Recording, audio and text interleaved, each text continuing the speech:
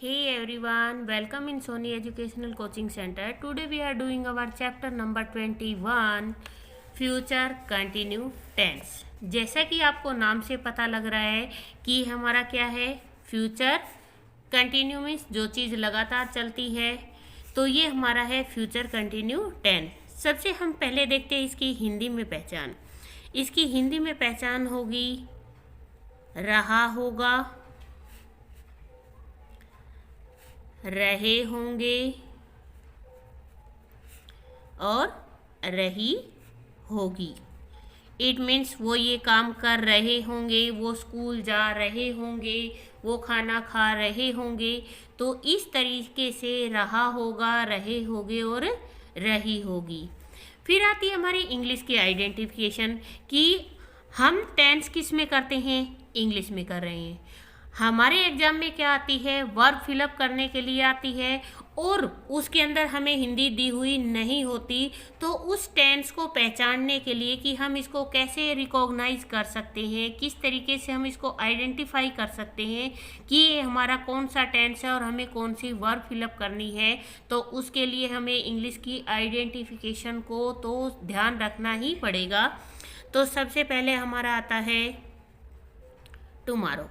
क्योंकि फ्यूचर है तो फ्यूचर तो आने वाला होगा, तो भाई इट मीन्स ये कॉमन है, टुमारो तो आएगा ही आएगा। नेक्स्ट है आपका the next day, the next week, the next month. फिर आता है आपका the next night, the next morning, the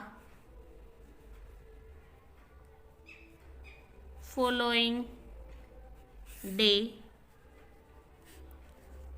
the following month. ये है आपकी इंग्लिश की आइडेंटिफिकेशन। इसके बाद आता है स्ट्रक्चर। क्योंकि हम चाहे कुछ भी बना रहे हो, चाहे हमारा घर बना रहे हो, चाहे हम हमारी दुकान बना रहे हो, तो किसी भी चीज़ को बनाने के लिए हमारे पास सबसे पहले क्या होना चाहिए, उसका स्ट्रक्चर। स्ट्रक्चर में हम सबसे पहले मैंने आपको बताया था, जब हमने फ्यूचर सिंपल किया था मीन्स इंडेफिनेट टेंस किया था, उसके अंदर मैंने आपको बताया था कि जितने भी फ्यूचर के पार्ट आएंगे ने उन सब में आपको विल सेल मिलेगा ही मिलेगा। तो आज वाले में भी हमारा विल सेल होगा ही होगा। मैं इससे पहले सारे टेंस लगभग करवा चुकी हूँ। ये हमारा फ्यूचर का सेकंड पार्ट चल रहा है कंटिन्यू। इसके दो पार्ट और बचे हैं आपका परफेक्ट और परफेक्ट कंटिन्यू टेंस। उससे पहले जिस भी बच्चे ने उन वीडियोस को नहीं देखा है, वो मेरी 6th क्लास की प्लेलिस्ट में जाके उन वीडियोस को देख सकता है। एफर्मेटिव में हम सबसे पहले बनाते हैं एफर्मेटिव। स्ट्रक्चर में पहले एफर्मेटिव को बनाएंगे तो हम इसमें क्या लिखते हैं, सब्जेक्ट। सब्जेक्ट के बाद आता है हमारा विल और सेल। उसके बाद आता है हमारा बी, और बी के बाद आएगा हमारा वर्ब की फर्स्ट फॉर्म के साथ आईएनजी, और आपका फिर आता है ऑब्जेक्ट। अगर हमें इसे निगेटिव में बनाना है, मैंने आपको पहले भी बताया है कि हमारी जो भी हेल्पिंग वर्ब होती हैं, उन हेल्पिंग वर्ब के जस्ट बाद में आपको लगा देना है नोट। तो ये हमारा सेंटेंस किस में चेंज हो जाएगा, निगेटिव में चेंज हो जाएगा, प्लस में ऑब्जेक्ट। मैंने यहाँ क्या किया, निगेटिव में केवल नोट लगाया और सेंटेंस निगेटिव में बदल गया। जैसे कि आपने कहा मैंने खाना खाया और मैंने खाना नहीं खाया। आपका केवल एक नहीं लगाने से आपका जो आंसर है वो बिल्कुल ही बदल जाता है। इसी तरीके से आता है हमारा इंटेरोगेटिव। इंटेरोगेटिव बनते हैं क्या वाले वाक्य, और उसमें हेल्पिंग वर्ब हमारी आ जाती है आगे। तो हमारी हेल्पिंग वर्ब है विल सेल, प्लस में सब्जेक्ट, प्लस में बी, प्लस वर्ब की फर्स्ट फॉर्म के साथ आईएनजी, प्लस में ऑब्जेक्ट और क्वेश्चन मार्क। अभी इसी को अगर हमें इंटेरोगेटिव के साथ साथ निगेटिव में बनाना है, इंटेरोगेटिव आपका ऑलरेडी बना हुआ है, अब इसे निगेटिव बनाने के लिए आप क्या करेंगे, विल सेल प्लस में सब्जेक्ट प्लस में not plus be plus verb की फर्स्ट फॉर्म के साथ आईएनजी प्लस ऑब्जेक्ट और क्वेश्चन मार्क। अब आप ये कहोगे कि मैम आप हमेशा ये कहते हो कि निगेटिव बनाने के लिए विल सेल के बाद मीन्स जो भी हेल्पिंग वर्ब होती है उसके बाद नोट लगाते हैं, लेकिन यहाँ सब्जेक्ट के बाद नोट आया है। तो बच्चा जब हम इंटेरोगेटिव निगेटिव बनाएंगे तो हेल्पिंग वर्ब तो हमारी आगे आ जाती है, तो हम नोट किसके बाद लगाते हैं, सब्जेक्ट के बाद लगाते हैं। अब इसके बाद आता है हमारा विल, और सेल को हम यूज कहाँ कहाँ करते हैं, तो हम सेल का यूज करते हैं आई और वी के साथ, और जितने भी पार्ट बच गए ही सी इट दे यू उन सब के साथ हम किसका यूज करते हैं, विल का यूज करते हैं।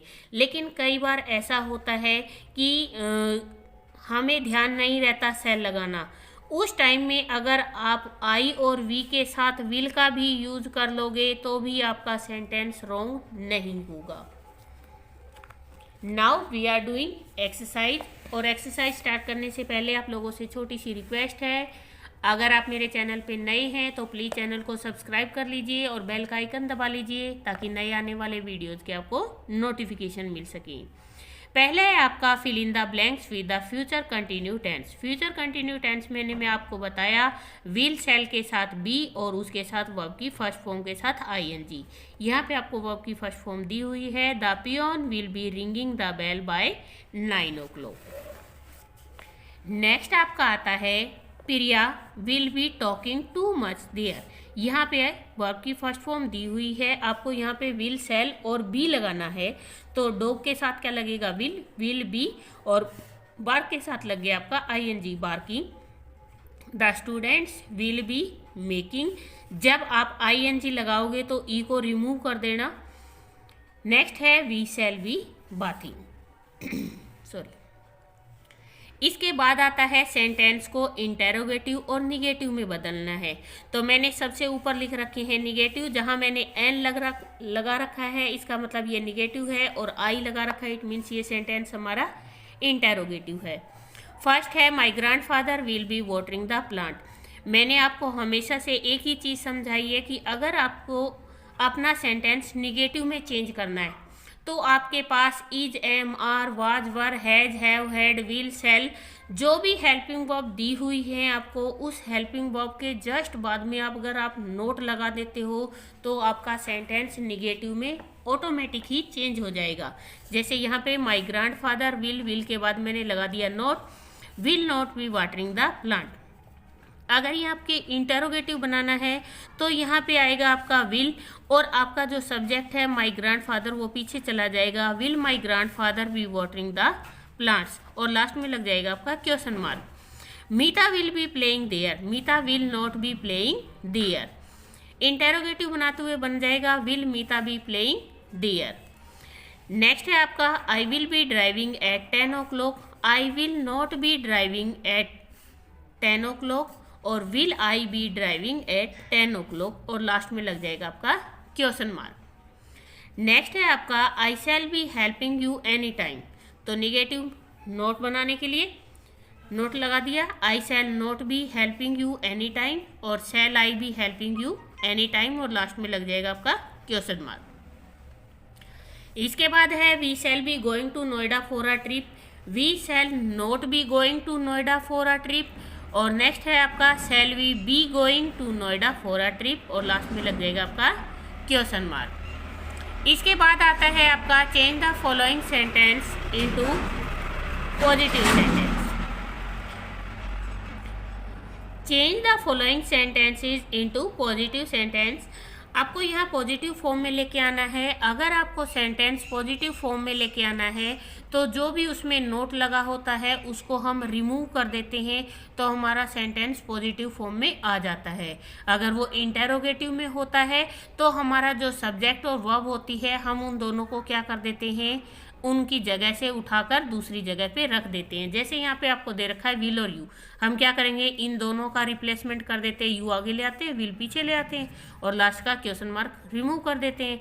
तो हमें कुछ भी नहीं करना, हमें केवल थोड़ा सा माइंड लगाना है और इसको समझना है। तो ये आपका पॉजिटिव फॉर्म बन जाएगा, you will be going to the market today. Next है, यहाँ पे आपको नोट दे रखा है, इस नोट को रिमूव कर दीजिए।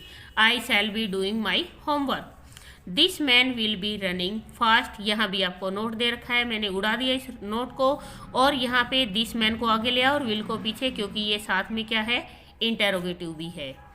इसके बाद है नोटी चिल्ड्रन, अब यहाँ पे नोटी चिल्ड्रन विल नोट दे रखा है, नोट को रिमूव कर दीजिए और आपका सेंटेंस पॉजिटिव फॉर्म में आ जाएगा।